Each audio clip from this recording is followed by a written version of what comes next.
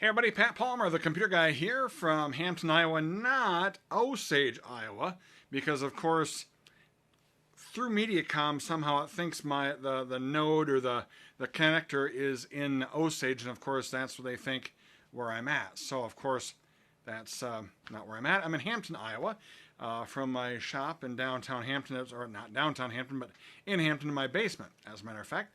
So we're here today and talk about three things today. We are going to talk about tech, and we are going to talk about social, and we are going to talk about some hoaxes. And first of all, with the tech stuff, this has to do with the new release of Windows 10.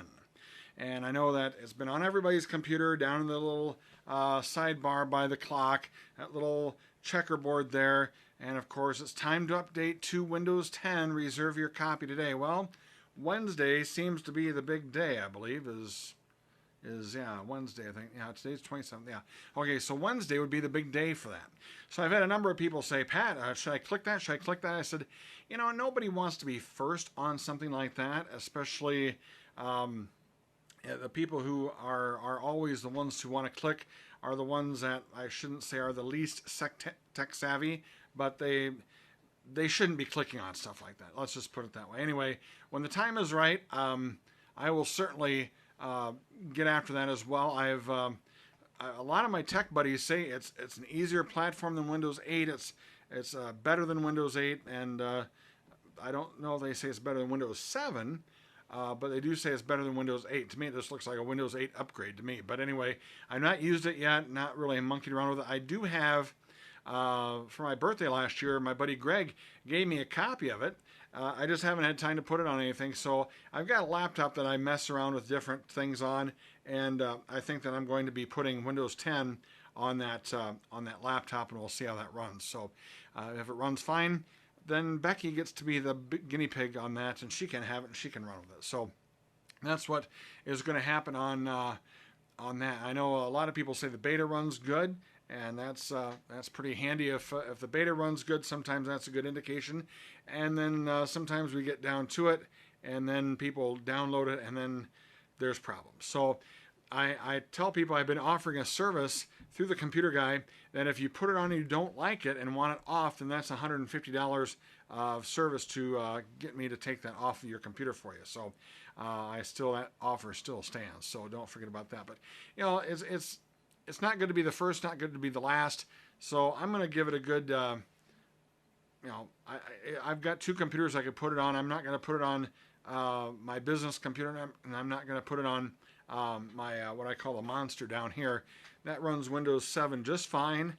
The last date of validity for Windows 7 now is April of 2020. So I've got 5 years to monkey around with it, and possibly by then, although they say this is the last update of all time, there'll be other versions of Windows, and so we won't have to worry about that. But anyway, right now, I think that I'm going to just have Windows 7 on my stuff, and I do have a laptop that I could probably put Windows 10 on. So it's not a big deal to me, but a lot of people in my Monday morning memo keep emailing me back.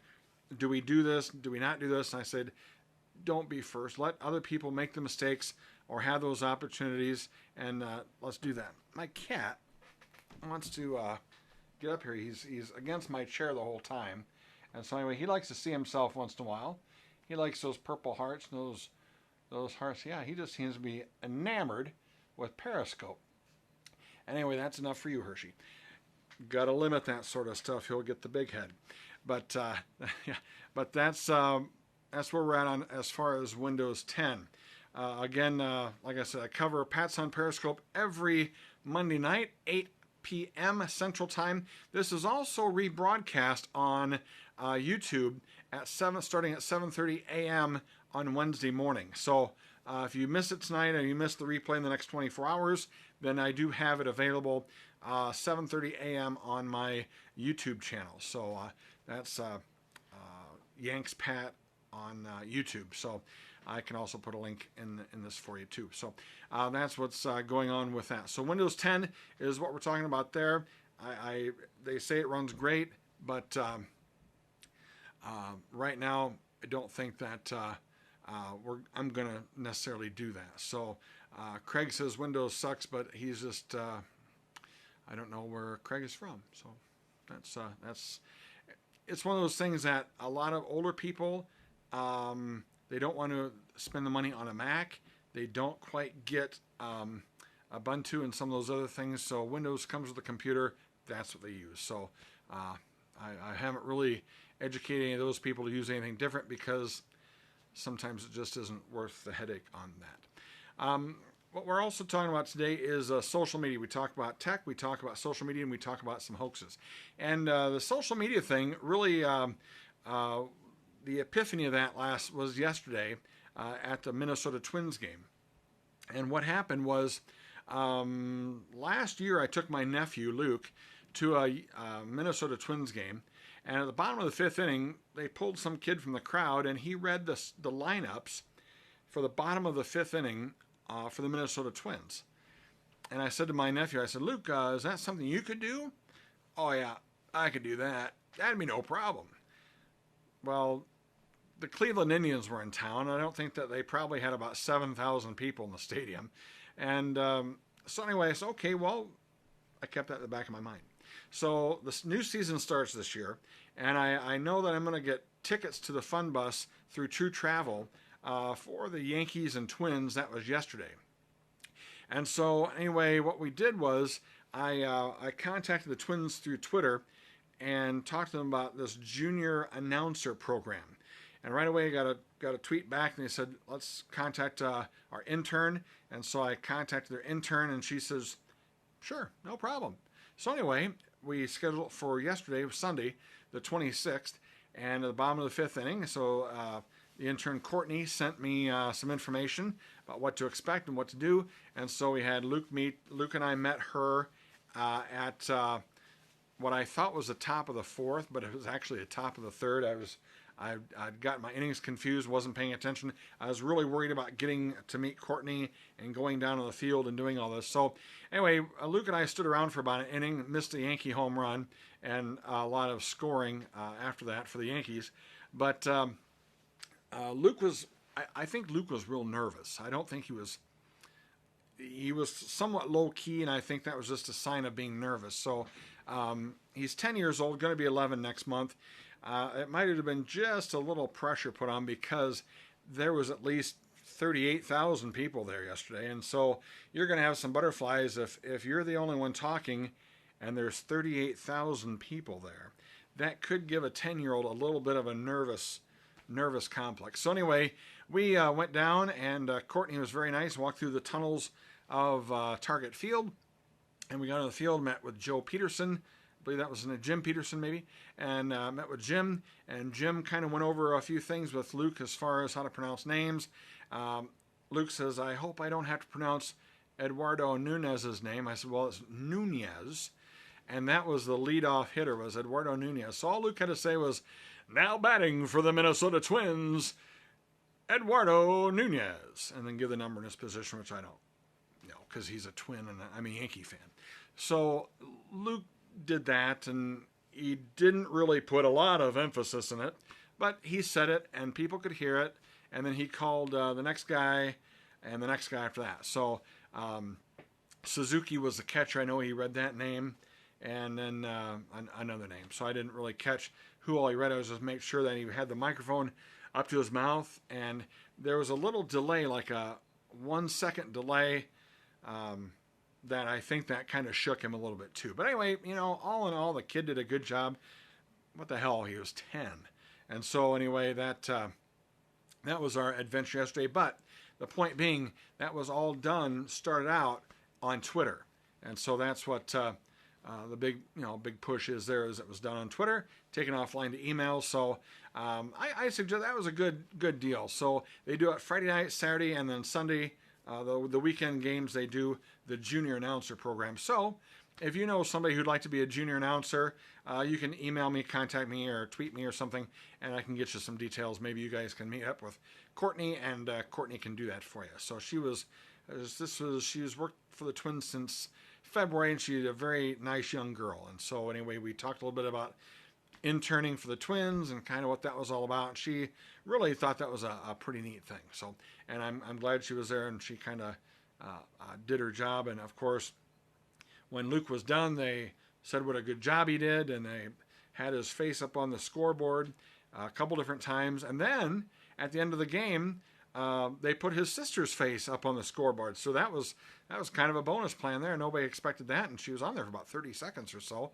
And so that was kind of a cool deal too. So anyway, we had a fun day at the Twins game yesterday, thanks to True Travel, and the Minnesota Twins really helped us out on that as well.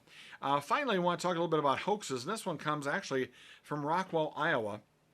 Last Monday, and I had this in the Monday morning memo this morning.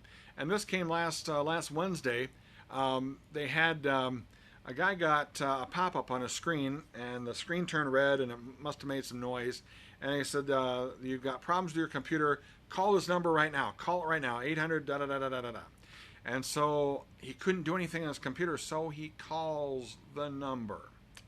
He didn't have my number, but he called that number. And so what they did is somebody with a foreign accent got in his computer. What you want to get the computer cleaned up, this and that, that type of thing. And so anyway, could barely understand the guy, but it said on the email here, or on the message he got on the screen, that the company was from St. Louis.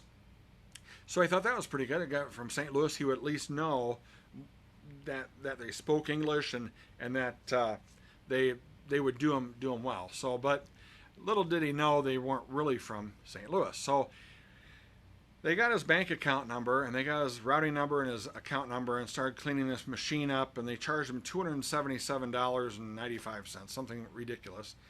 And so then he got to thinking, after all day at work, he thought, they've got my bank number and routing number. Wonder if that means they could just probably open up my checking account and go in any time and take what they wanted.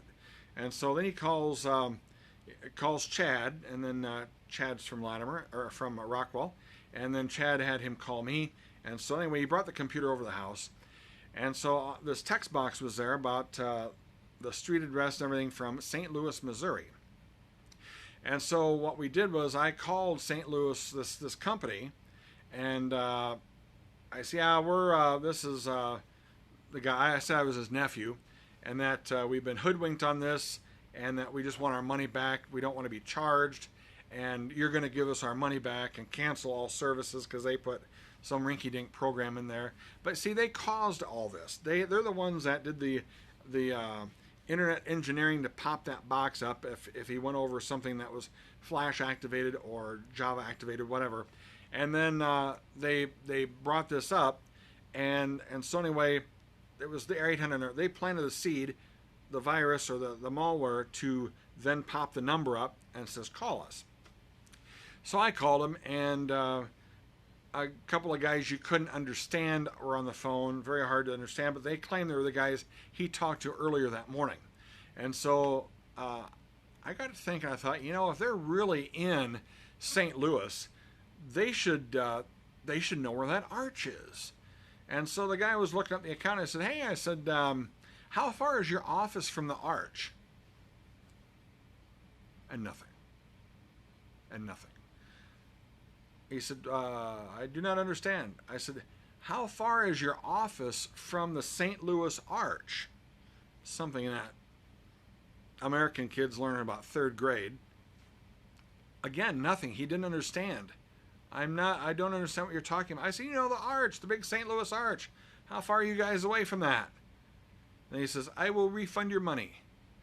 And so, anyway, yeah, it is sketchy when you're inside. It does shift. That's what they had a bad part about putting it together. But anyway, most people that have an office in St. Louis would know, I look right down the street and there's a big silver thing in the sky. That's the arch. So anyway, I knew right then they were not from St. Louis. They were using a bogus email dialing number, and so we got the guy's money back, and he had nothing taken out of his account, and so everything seems to be rectified. So I say this to folks who have older relatives, parents, grandparents, aunts, uncles. They should not be dialing the numbers that pop up on the screen if there's a problem. They could be dialing my number, but they should not be dialing the numbers that pop up on the screen. That's just asking for trouble, and they're going to get sucked in, and it's going to be $300. I had a couple instances of that this week. So just be sure you pass the word around to your loved ones that you don't call those. If they call you, hang up. You know, when you're sick, the doctor doesn't call you, do they? If you have a slight cough, the doctor doesn't call you. He doesn't call me anyway. So the software people shouldn't be calling you from Microsoft, telling you that you have a sick computer. If you have a sick computer, you call the computer guy. My contact information on when this call comes about on that is on my Twitter feed. You can see on my Twitter feed my contact information. Website's www.thecomputerguy.bz, and you can find me right there. And Yanks Pat, of course, you'll see this is my handle, and so my contact information is right there. So anyway, I would look forward to working with you on any problems you have. And until next week, I'm Pat Ballmer, the Computer Guy.